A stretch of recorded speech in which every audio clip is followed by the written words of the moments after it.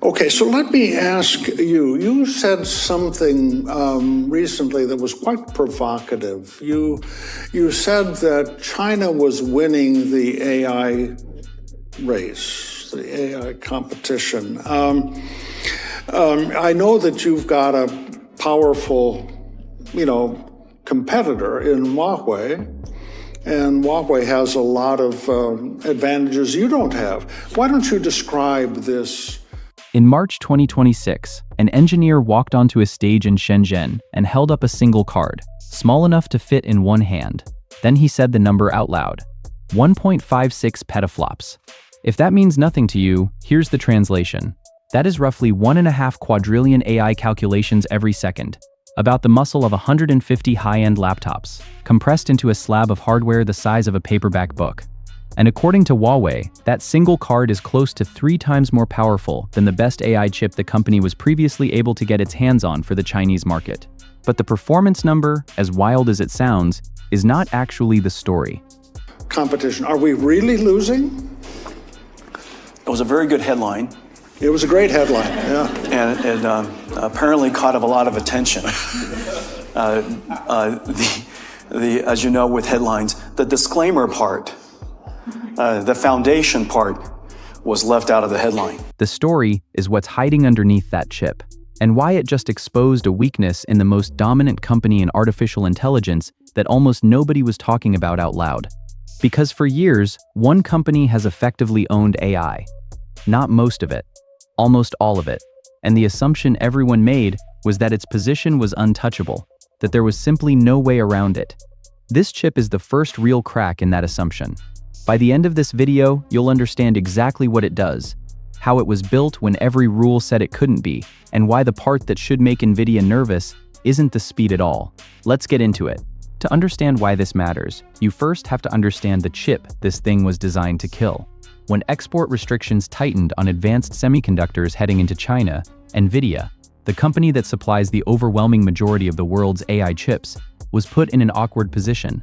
It couldn't sell its best hardware into one of its biggest markets, so it built a special, deliberately weakened version specifically for China, a chip known as the H20. The whole point of the H20 was to be a ceiling, powerful enough for everyday tasks, but intentionally held back so it couldn't be used to train the largest, most ambitious AI models. It was a compromise, enough to keep selling into China, but not enough to let Chinese companies reach the frontier. And the expectation was that this ceiling would hold for years. Huawei's new chip didn't just bump against that ceiling. According to the specs Huawei presented, it blew straight through it. The company claims its single card delivers nearly 3 times the throughput of that limited H20, carries a massive pool of high-speed memory, and, here's the part that made executives sit up, sits at roughly the same price point Chinese companies were already budgeting for the American chip it's now meant to replace. Same price, far more power, no restrictions. You can already guess what happened next. Within weeks, China's biggest technology companies, the Alibabas, Tencents, and ByteDances of the world, reportedly started placing bulk orders. Huawei's AI chip business, which was already growing fast, is now projected to balloon further in 2026. That alone would be a big story, a new challenger, undercutting the dominant player in its own backyard. But it's not the story, because the truly remarkable thing isn't how fast this chip is. It's that by every conventional rule of how advanced chips get made, it should not exist at all. Here's something most people never think about when they hear the word chip. A modern AI accelerator isn't made by one company in one place. It's the end product of a global supply chain so specialized that only a tiny handful of companies on Earth can even participate in it. Picture an assembly line that stretches across multiple continents. The most advanced processors are manufactured in Taiwan, using almost unimaginably complex machines built by a single company in the Netherlands. Machines that cost hundreds of millions of dollars each and that nobody else on the planet knows how to build. The ultra-fast memory that feeds those chips comes from 2 companies in South Korea. Pull out any single link in that chain, and the conventional wisdom has always been simple. You cannot build a competitive AI chip without it. China was cut off from essentially all of those links at once. No access to the most advanced manufacturing machines. So Huawei's manufacturing partner had to use older equipment, a generation behind, with lower yields and bigger chips for the same performance. By every spreadsheet in every Western tech company, the conclusion was identical and confident. You cannot get there from here. And then Huawei did something that genuinely wasn't supposed to be on the table. They didn't just work around the manufacturing problem, they tackled the memory problem too, by building their own from scratch. This is the detail that deserves a second of your attention. That fast memory I mentioned, the kind that comes from those two South Korean companies, Huawei says it developed its own version, in-house from the ground up. Not licensed, not borrowed, not a copy of someone else's design. A proprietary memory standard, engineered inside China, tuned specifically for the messy, irregular data patterns that large AI models throw at hardware. Think about what that means. Practically every AI chip, in practically every data center, in practically every country, relies on memory from those same two suppliers. According to Huawei, this one doesn't. The processor, the memory, the connective fabric that ties it all together. For the first time, the whole thing is sourced domestically. The closest comparison I can think of is this. Imagine someone confiscates every machine shop, every specialized supplier, and every blueprint you'd need to build a jet engine. And then you build the jet engine anyway, out of parts you had to invent yourself, and it actually flies. That's roughly the scale of what's being claimed here. But even the hardware isn't the most important part of this story. The thing that should genuinely worry Nvidia is something you can't hold in your hand at all. Here's what most people get completely wrong about Nvidia's dominance. They think it's about the chips. It isn't, or at least not only. Nvidia's deepest, strongest, most defensible advantage is something called CUDA. Let me explain why that's the real story, because this is the actual weakness in the title, and it cuts both ways. CUDA is Nvidia's software layer. It's the bridge that sits between the physical chip and the AI models that run on top of it. And over more than a decade, virtually every major AI model in existence, the famous chatbots and assistants you've heard of, was written to run on CUDA. The entire ecosystem of AI development grew up speaking CUDA's language. That's Nvidia's true moat. It was never just that the chips were fast. It was that switching away from them was almost unthinkable. Moving your AI work off CUDA isn't like swapping out a part. It's like deciding to rewire an entire building while people are still working inside it. The cost, the risk, the time. For years, that was enough to keep everyone locked in. Most analysts assumed that lock would hold China back on the software side for years, even if the hardware caught up. This is the weakness the title is talking about. Nvidia's greatest strength, that everything depends on its software, is also its single biggest vulnerability. Because a dependency that's strong is exactly the kind of thing a determined competitor will spend everything to break. And in 2026, someone tried.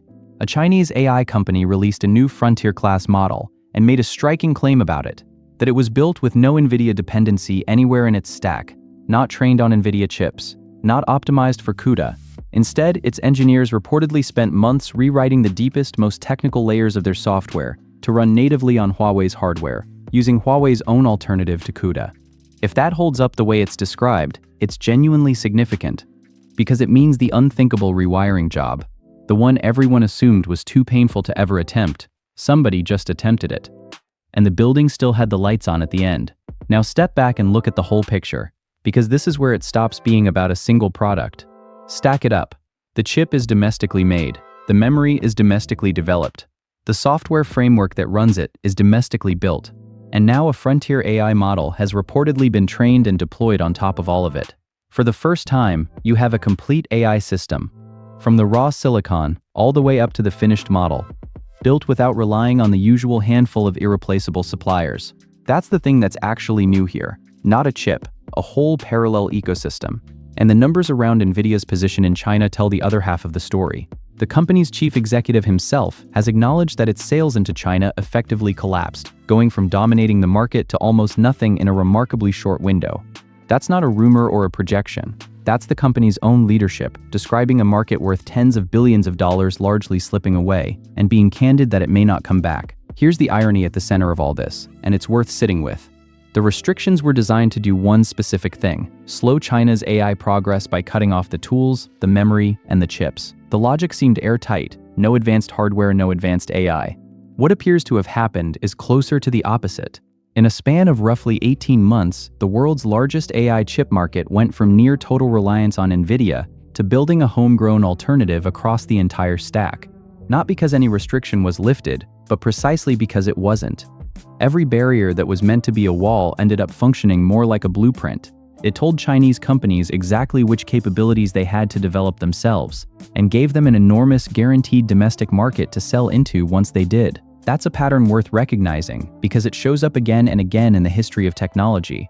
When you cut a determined, well-funded player off from something, you don't always stop them. Sometimes you just force them to build their own version, and once they do, they never need yours again. Now, I want to be straight with you here, because I'd rather give you the real picture than pure hype. And there's a temptation with a story like this to overstate it. This does not mean Nvidia has been beaten. It hasn't. Globally, Nvidia is still the dominant force in AI by an enormous margin, and its newest chips are still, by most measures, ahead of what Huawei can currently produce. Huawei's approach involves real trade-offs. Older manufacturing means bigger, hotter, less efficient chips and lower production yields, which makes scaling up genuinely hard. Many of the most eye-popping specifications here come from Huawei's own announcements, not from independent testing. So a healthy amount of "let's see it proven at scale" is warranted. So the accurate framing isn't China crushed Nvidia. It's something more interesting and, honestly, more important. China demonstrated that Nvidia's position is not unbreakable. The moat everyone assumed was permanent turned out to have a crossing point. That's the weakness that got exposed. Not that Nvidia is weak today, but that its single greatest advantage, total dependency, can be escaped if someone wants it badly enough and is willing to spend years and billions to do it. And that's a different world than the one we were in 2 years ago.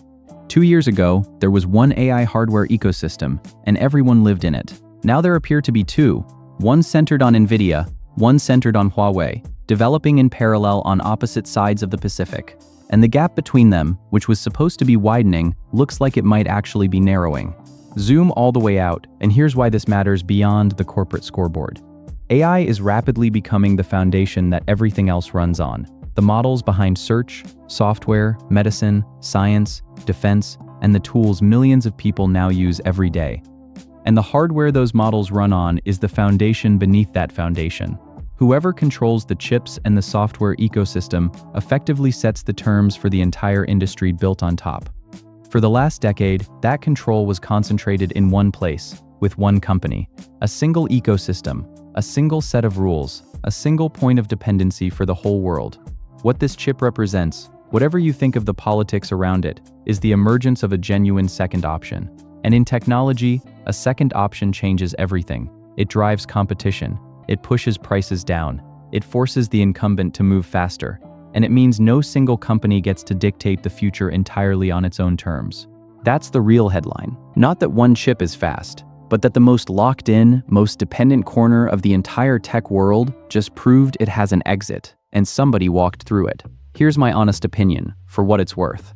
What I find most fascinating about this isn't the hardware specs, which we'll all be debating for months as real-world tests roll in. It's the strategic lesson buried inside it. The whole effort to contain China's AI ambitions rested on one assumption: that certain pieces of technology were simply too hard to replicate, that the supply chain was too specialized to ever be rebuilt from scratch. This chip is a direct challenge to that assumption, and whether or not every claim about it holds up perfectly, the bigger trend is undeniable. A second, fully independent AI ecosystem is taking shape, and that genuinely reshapes the next decade of computing. I think the people who dismiss this as just propaganda and the people who treat it as Nvidia is finished are both wrong. The truth is in the uncomfortable middle. Nvidia is still ahead, but its position is no longer guaranteed, and that single fact changes the entire game. Here's the question I genuinely want your take on, and be honest, because people get heated about this one. Is it a good thing that the AI world is splitting into two competing ecosystems, because competition makes everyone build better and cheaper? Or is it dangerous to have the most powerful technology on Earth fragmenting into two separate camps that don't depend on each other at all? There are real arguments on both sides. Where do you land? Drop it in the comments. If you enjoy these deep dives that get underneath the headlines and explain what's really happening before the rest of the world catches on, subscribe to Eastern Engine and turn on notifications. We break down the chips, the breakthroughs, and the strategic moves that decide who leads the next decade of technology. And there's a lot more coming. Thanks for watching. I'll see you in the next one.